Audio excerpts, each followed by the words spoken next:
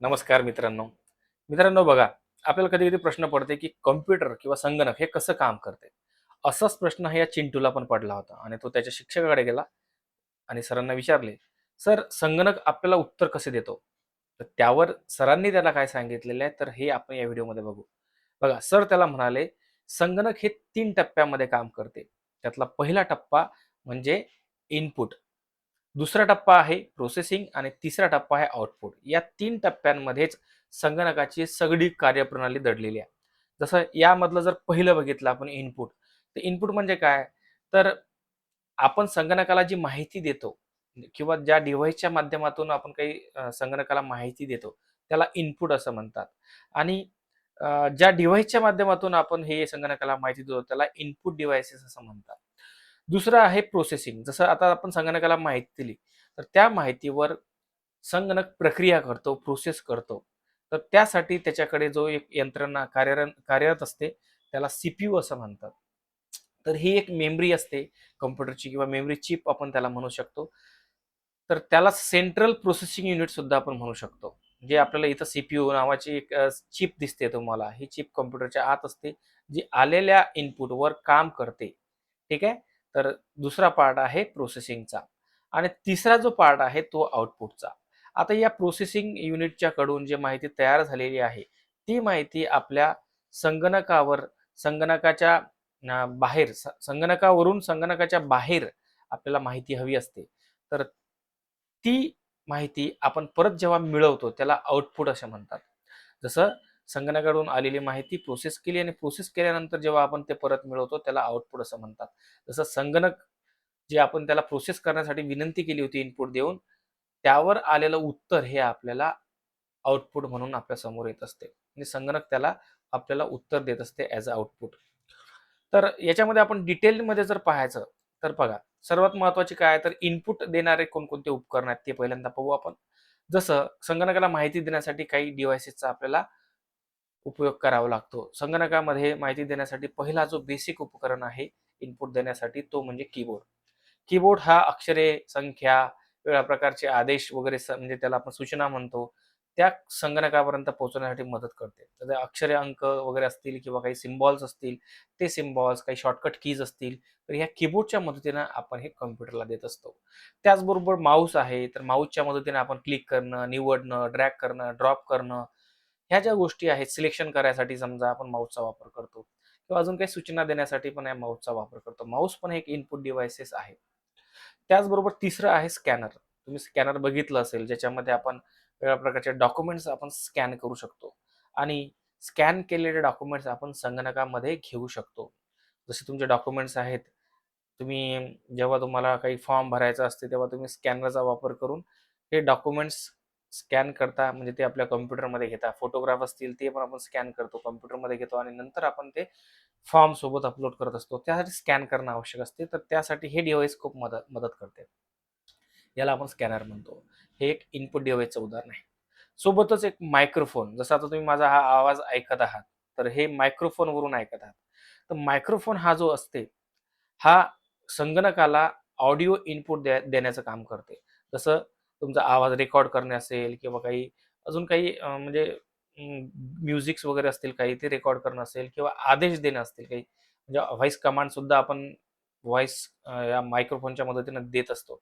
तर हे पण एक इनपुट डिव्हाइस आहे. याच्यामध्ये ऑडिओ आपण कॉम्प्युटरला, सीपीयूला आपण काय करत असतो, इनपुट देत असतो. हे ते पहा तुम्ही पाहिलं असेल, की हे सगळे जे डिव्हाइस आहे ते वेगवेगळ्या प्रकारची माहिती ही संगणकाला पुरवत असतात. जसं कीबोर्डमध्ये अक्षर, अंक असतील, माऊसमधून काही क्लिक करणं, निवड असेल, स्कॅनरमधून काही डॉक्युमेंट्स स्कॅन करून किंवा मायक्रोफोनमधून आवाज आपण देऊ शकतो. सोबतच एक अजून एक इनपुट डिव्हाइस आहे, त्याला आपण वेबकॅम असं म्हणू शकतो. वेबकॅम जो आहे हा वेबकॅम काय फोटो घेण्यासाठी, व्हिडिओ कॉल करण्यासाठी किंवा जे तुम्हाला काही मीटिंग्स वगैरे असतात, त्यामध्ये पण तुम्हाला कॅमेरा ची गरज जिथं भासते, तिथं आपण या वेबकॅमचा वापर करतो. वेगवेगळ्या प्रकारच्या सेतू कार्यालयामध्ये गेले असाल, तर या कार्यालयामध्ये पण तुम्हाला दिसत असेल, की तुमचे डॉक्युमेंट्स जेव्हा व्हेरिफाय करायचे असतात किंवा तो तुमचा फोटोग्राफ लागत असतात, तिथं वेबकॅमचा वापर केला जातो. 6वं जे एक इनपुट डिव्हाइस आहे, ते म्हणजे touch screen. Touch screen actually जास्तीत जास्त हे आपल्या मोबाईलमध्ये आपण वापरत असतो. परंतु काही मॉनिटर्स पण असे आहेत की ज्यामध्ये टच करून आपण इनपुट देत असतो कॉम्प्युटरला, संगणकाला. इनपुट म्हणजे तेच ज्याच्या मदतीनं संगणकाच्या आत प्रोसेस करण्यासाठी आपल्याला काहीतरी माहिती द्यावी लागते. तर ती माहिती आपण या इनपुट डिव्हाइसच्या मदतीनं म्हणजे कीबोर्ड, माऊस, स्कॅनर, त्यानंतर आहे मायक्रोफोन, वेबकॅम, टच स्क्रीन किंवा डिजिटल कॅमेरा सुद्धा असू शकतात, ज्याच्या मदतीनं आपण काही इमेजेस, व्हिडिओज वगैरे कॉम्प्युटरमध्ये टाकू शकतो. तर हे इनपुट डिव्हाइसचे काही उदाहरणं आहेत. यामध्ये काही तुम्ही लॅपटॉपचं टचपॅड बघितलं असेल, तर टचपॅड याच एक प्रकारे माऊस सारखंच काम करते.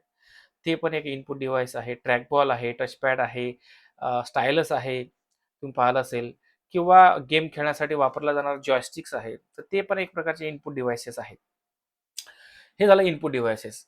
आता प्रोसेस करण्यासाठी कोणते डिव्हाइस लागतात? तर सोपं आहे, साधं सरळ आहे. सीपीयू जो असतो किंवा त्याला मायक्रो प्रोसेसर असं म्हणतात. ही जी चिप आहे मायक्रो प्रोसेसरची, तर ही जी चिप आहे, हीच एक प्रकारे सीपीयू आहे, प्रोसेस करणारी यंत्रणा आहे.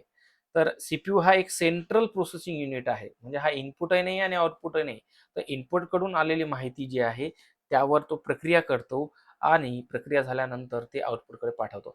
तर हा सीपीयू जो असतो हा प्रोसेस करत असतो. म्हणजे याचं काम काय आहे? तर माहिती स्वीकारणं आहे, माहितीवर विचार करणं, गणना करणं, तुलना करणं, कंपॅरिझन म्हणतो आपण त्याला, काही निर्णय घेणं आणि योग्य उत्तर तयार करणं. तर हे लक्षात ठेवायचं आहे. सीपीयू शिवाय संगणक काहीच करू शकणार नाही. हे पण महत्त्वाची गोष्ट आहे. म्हणजे हा जो सीपीयू असतो याला कॉम्प्युटरचा ब्रेन सुद्धा आपण म्हणू शकतो. सेंट्रल प्रोसेसिंग युनिट आपण जे म्हणतो म्हणजेच काय? This is the computer brain. आणि जे जसं आपल्या मानवी मेंदूची कामं असतात जवळपास तशाच प्रकारची कामं, सगळी कामं हा सीपीयू करत असतो. फक्त ह्याला संवेदना नसतात. ठीक आहे. तर हा प्रोसेसर जो असतो हा गणना करण्यासाठी, जसं याचे 2 पार्ट जर पाहिले आपण त्याच्यामध्ये एएलयू आणि सीयू हे 2 प्रकारचे पार्ट्स आहेत. एएलयू म्हणजे काय? तर अर्थमॅटिक लॉजिकल युनिट आणि सीयू म्हणजे काय? Control unit. या सिस्टममध्ये जे सीपीयू असते त्याच्या आतील सगळ्या उपकरणांवर कंट्रोल ठेवण्यासाठी सीयू वापरतात. आणि अर्थमॅटिक लॉजिक युनिट काय? तर जे गणितीय गणना करणे, तुलना करणे म्हणजे त्यालाच आपण एक प्रकारे लॉजिकल ऑपरेशन्स म्हणतो आपण. गणितीय क्रिया वगैरे ज्या आहेत त्या सीपीयूच्या माध्यमातून एएलयूच्या या पार्टच्या माध्यमातून केल्या जातात. ठीक आहे. तर हा इनपुट नंतर आपण प्रोसेसिंग पार्ट पाहिला. त्याच्यानंतर प्रोसेस झाल्यानंतर जी माहिती आपल्याला ज्या डिव्हाइस माध्यमातून दिसते त्याला आपण काय म्हणतो? आउटपुट डिव्हाइसेस म्हणतो. तर आउटपुट डिव्हाइस हे उत्तर देणारे उपकरण असतात. त्यातला बेसिक आउटपुट डिव्हाइस म्हणजे कोणता आहे? तर मॉनिटर आहे. तर मॉनिटर हा एक बेसिक आउटपुट डिव्हाइस आहे. जसं मॉनिटरचं काम काय आहे? सीपीयूच्या आत काय चाललं ते आपल्याला दाखवायचं. आहे की नाही? जसं माहिती आहे, चित्र आहे, व्हिडिओ आहे, हे आपल्याला स्क्रीनवर दिसते. सीपीयूच्या आत काय चालू आहे. म्हणजे तयार झालेली माहिती असेल किंवा चालू असलेली माहिती सुद्धा आपण या मॉनिटरवर बघू शकतो. मॉनिटरवर आपल्याला सीपीयूच्या आतला आउटपुट आपल्याला बघता येते. ठीक आहे. तर टीव्ही जे आहे आपण पाहतो टीव्हीवर जशा प्रकारे चित्र दिसतं तसे मॉनिटरवर आपल्याला कॉम्प्युटरच्या आत काय चालू आहे ते आपल्याला बघायला मिळते. म्हणजे त्या दृश्य स्वरूपातला आउटपुट्स बघण्यासाठी आपण मॉनिटरचा वापर करत असतो. त्यानंतर एक प्रिंटर आहे. प्रिंटर हे जे आहे हे जे आपल्या स्क्रीनवर माहिती दिसते किंवा कॉम्प्युटरवरून तयार झालेली माहिती जी असते, तीच त्या माहितीचा आपल्याला कागदावर छपाई करून घ्यायची असेल तर त्यासाठी प्रिंटर हे डिव्हाइस वापरले जाते. प्रिंटर सुद्धा एक आउटपुट डिव्हाइस आहे. ठीक आहे. फक्त या दोन्हीत फरक काय बघा. तर कॉम्प्युटरच्या स्क्रीनवर जी माहिती दिसते किंवा आपल्याला जसं आता वर्ड आपण एखादा वर्डमध्ये एखादं लेटर तयार केलं. कॉम्प्युटरच्या स्क्रीनवर पण दिसते. पण कॉम्प्युटरच्या स्क्रीनवर जेव्हा ते दिसत असते तेव्हा त्याला सॉफ्ट कॉपी असं म्हणतात. आणि जेव्हा आपल्या प्रिंटरमधून प्रिंट काढल्यानंतर जी कॉपी येत असते त्याला हार्ड कॉपी असं म्हणतात. तर हे पण याच्यावर पण प्रश्न विचारलेले आहेत. हे पण आपण लक्षात ठेवणं खूप गरजेचं आहे. त्यानंतर आहे तिसरं आउटपुट डिव्हाइस म्हणजे काय? तर ते आहे स्पीकर. म्हणजे तुम्हाला जसं आता मी बोलत आहे माईकमधून, पण तुम्हाला इथून इनपुट झालेलं आहे. प्रोसेसरनं काम केलं पण तुम्हाला जे ऐकू येणार आहे ते स्पीकरमधून ऐकू येणार आहे. स्पीकर हे ऑडिओ आउटपुटचं एक उदाहरण आहे. ज्यामध्ये आवाज, गाणी, व्हिडिओ हे आपण ऐकू शकता. बरोबर आहे? हे काम स्पीकरचं आहे. जसं हेडफोनमध्ये पण आपण ऐकू शकतो. फक्त स्पीकर हेडफोनमध्ये हे पर्सनल आहे, स्वतःपुरतं आपण ऐकू शकतो. तर स्पीकर हे आपण सर्वांना आपल्या आजूबाजूच्या लोकांना या स्पीकरच्या माध्यमातून संगणकाच्या आत जे काही कामं चालू असतील त्याचं ऑडिओमध्ये रूपांतर होते आणि ते आपल्या स्पीकरद्वारे आपल्याला ते ऐकता येते. तसंच हे हेडफोन एक आउटपुट डिव्हाइस आहे. हे पण ऑडिओ आउटपुट डिव्हाइसचं उदाहरण आहे. ज्याच्यामध्ये आपल्याला आवाज ऐकता येतो स्वतःपुरता कानाला लावून आपण हे ऐकू शकतो. हे सर्वजण वापरतात त्यामुळे काही सांगायची गरज नाही. पण हे पण एक ऑडिओ आउटपुट डिव्हाइस आहे. लक्षात ठेवा ऑडिओ आउटपुट डिव्हाइस आहे. हे ऑडिओ आउटपुट डिव्हाइस आहे. हे पण आउटपुट डिव्हाइस आहे आणि आपलं मॉनिटर सुद्धा आउटपुट डिव्हाइस आहे. आणि सर्वांनी एक बघितलं असेल की एक प्रोजेक्टर जे आहे, प्रोजेक्टर सुद्धा एक आउटपुट डिव्हाइस आहे. म्हणजे कम्प्युटरला अटॅच आपण याला करू शकतो आणि कम्प्युटरच्या आतली माहिती जसं मॉनिटरवर बघत असतो, तसं आपल्याला प्रोजेक्टर म्हणजे मोठ्या पडद्यावर बघण्याची सुविधा आपल्याला प्रोजेक्टरद्वारे मिळते. तुम्ही बघितलं असेल वेगवेगळ्या मूव्हीज असतील किंवा काही प्रोग्राम्स असतात तेव्हा आपण प्रोजेक्टर लावतो आणि एक संगणकाची छोटी स्क्रीन आपल्याला मोठी करून आपल्याला बघता येते. तर प्रोजेक्टर पण हा काय करते, एक प्रकारे कम्प्युटरच्या आतील दृश्य आपल्याला मोठ्या स्वरूपात स्क्रीनवर दाखवतो, पडद्यावर दाखवतो. ठीक आहे. तर हे पण अशा प्रकारचे हे काही आउटपुट डिव्हाइसेस आहेत. तर हे तुम्हाला समजलं असेल, मी असं ग्राह्य धरतो. तर हे जर तुम्हाला समजलं असेल तर चॅनल सबस्क्राईब आणि लाईक करायला विसरू नका, कमेंट सुद्धा करा. ठीक आहे. चला पुढे बघू. इनपुट प्रोसेसिंग आणि आउटपुट डिव्हाइसेस बद्दल माहिती घेतली आपण. ठीक आहे. मग आता चिंटूचा एक प्रयोग आहे. चिंटू काय करतो, संगणक कसं काम करतं करून पाहतो. चिंटूने काय केलं, कीबोर्डवर वेलकम टाईप केलं. बरोबर आहे. म्हणजे त्यांना काय केलं, कीबोर्डच्या मदतीनं संगणकाला इनपुट दिलं. त्यानंतर ते प्रोसेसिंगकडे गेलं, म्हणजे सीपीयूकडे गेलं. सीपीयूने ते माहिती पाहिली, समजून घेतली आणि त्याच्यावर प्रक्रिया केली. ठीक आहे. प्रक्रिया केल्यानंतर काही क्षणात ती माहिती आपल्याला कुठं दिसली, मॉनिटरवर. तर मॉनिटर हा जो आहे हा आउटपुट डिव्हाइस आहे. तर इनपुट झालेली माहिती कम्प्युटरकडून प्रोसेस केली आणि नंतर काही क्षणात मॉनिटरवर वेलकम आपल्याला दिसलं. म्हणजेच इथं वेलकम टाईप केल्यानंतर सीपीयू त्याला अॅनलाइज करते आणि नंतर मॉनिटरकडे पाठवते आणि हा जो परिणाम आहे याला आउटपुट असं म्हणतात. ठीक आहे. तर लक्षात ठेवायचं, कीबोर्डकडून काय होते, इनपुट दिले जाते, सीपीयू कडून त्यावर प्रक्रिया होते आणि नंतर मॉनिटरकडून त्याच्यावर काय आउटपुट आपल्याला मिळालेलं आहे. तर लक्षात ठेवा, या 3 गोष्टींमध्येच या संगणकाचे सगळी कामं हे ऑर्गनाइज केलेले असतात किंवा काम करण्याची पद्धत जी आहे संगणकाची या 3 गोष्टींमध्येच करतात. याचं एक मी नेहमी उदाहरण देत असतो, की आपल्या चक्कीसारखं आहे एक प्रकारे.